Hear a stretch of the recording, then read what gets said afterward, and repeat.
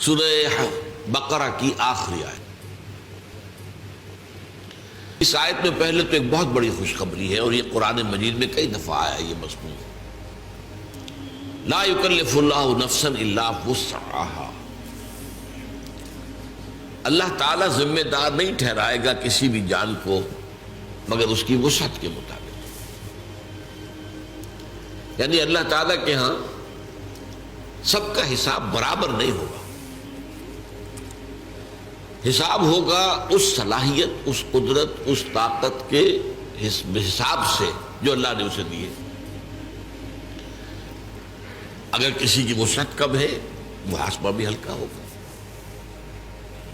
اگر وسعت زیادہ ہے، صلاحیت زیادہ ہے، ذہانت زیادہ ہے، جسمانی قدرت زیادہ ہے، قوت زیادہ ہے، تو اتنا ہی سخت حساب ہوگی۔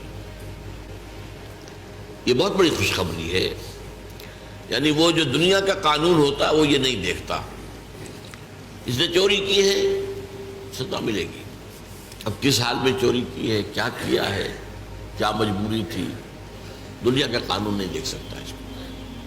اللہ کا معاملہ یہ نہیں، ہر شخص کو جو بھی اس کے اندر وسعت ہے اور وہ اللہ جانتا ہے۔ کسی شخص میں صرف 20 سیر بوجھ اٹھانے کی اللہ نے قوت رکھی تھی، اس نے 15 سیر بھی اٹھا لیا تو اللہ کامیاب قرار دے دے گا، اور جس میں من بھر کی صلاحیت رکھی تھی اس نے 20 سیر بھی اٹھا لیا تو ناکام ہو گئے۔ تو گویا کہ یہاں کوئی فلیٹ ریٹ نہیں ہے، لا یکلف اللہ نفسا الا وسعہا، کوئی جان بھی ذمہ دار نہیں ٹھہرائی جائے گی، مکلف نہیں ٹھہرائی جائے گی مگر اس کی وسعت کے مطابق۔ البتہ یہاں ایک شیطانی وسوسہ آتا ہے،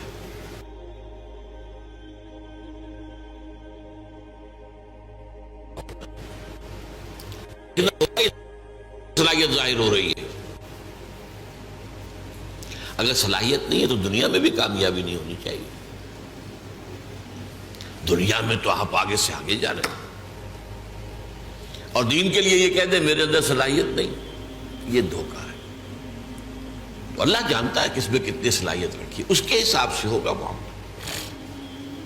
اپنی امکانی حد تک آدمی کر گزرے بس، اللہ تعالیٰ کے اللہ کو معلوم ہے حساب کتنا ہے، کتنا لینا ہے، کیا ہم نے دیا تھا، کتنی قوت، کتنی ذہانت، کتنی صلاحیت کتنی ہم نے دی تھی۔ لیکن اس شیطان کے دھوکے نہیں آنا چاہیے، بلکہ یہ دیکھا جائے گا اگر آپ دنیا میں کامیاب ہیں، آپ کی تجارت جو ہے پروان چڑھ رہی ہے، پھل پھول رہی ہے، یا اور آپ اپنے پیشے کے اندر ترقی کر رہے ہیں دن بدن، تو ظاہر بات ہے کہ صلاحیت ہے۔ اب اپنے آپ کو مری ٹھہرا دینا یہ کہہ کر کے میرے اندر تو صلاحیت نہیں ہے، یہ غلط ہے، یہ دھوکہ ہے، یہ نفس کا دھوکہ ہے، شیطان کا دھوکہ ہے۔ تاہم قاعدہ اپنی جگہ یہی ہے، لا یکلف اللہ نفسا الا وسعہا لہا ما کسبت وعلیہا ما اکتسبت۔ یہ لہا اور علیہا، یہ میں نے بارہا آپ کو بتایا ہے کہ لام آتا ہے تو کسی کے حق میں جانے والی بات، اور علی آ جائے تو کسی کے خلاف جانے والی بات۔ القرآن حجت لک او علیک، قرآن یا تو حجت اور دلیل ہے تمہارے حق میں یا تمہارے خلاف، اس پر چلو گے، اس پر عمل کرو گے تو وہ تمہارے حق میں گواہی دینے والا ہوگا، اللہ سے سفارش کرے گا تمہاری، اور اگر تم اس کے خلاف چلو گے تو وہ حجت بن جائے گا، دیکھو یہ ہم نے بتا دیا تھا کہ نہیں تمہیں، اب وہ تمہارے خلاف دلیل بن جائے گا۔ القرآن حجت لک او علیک، یہی بات یہاں فرمائی، لہا ما کسبت وعلیہا ما اکتسبت، ہر نفس کے لیے، ہر جان کے لیے ہے وہی کچھ جو اس نے کمائی کی ہے، اور اسی پر وبال آئے گا اس کا جس کی کہ اس نے گناہ کی کمائی کی۔ یعنی یہ کہ لا تزر وازرۃ وزر اخری، کوئی اور کسی اور کا بوجھ نہیں اٹھا سکے گا، نہ باپ بیٹے کا بوجھ اٹھا سکے گا، نہ بیٹا باپ کا، نہ شوہر بیوی کا، نہ بیوی شوہر کا، ہر ایک کو اپنا بوجھ خود اٹھانا، لا تزر وازرۃ وزر اخری۔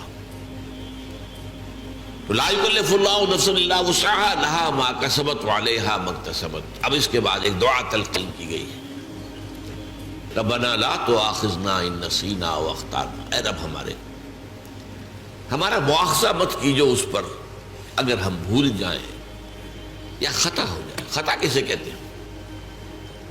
بھول جانا تو واضح سی بات ہے. خطا اسے کہتے ہیں کہ ایک آپ نشانہ لگا رہے تھے، وہ نشانہ خطا ہو گیا.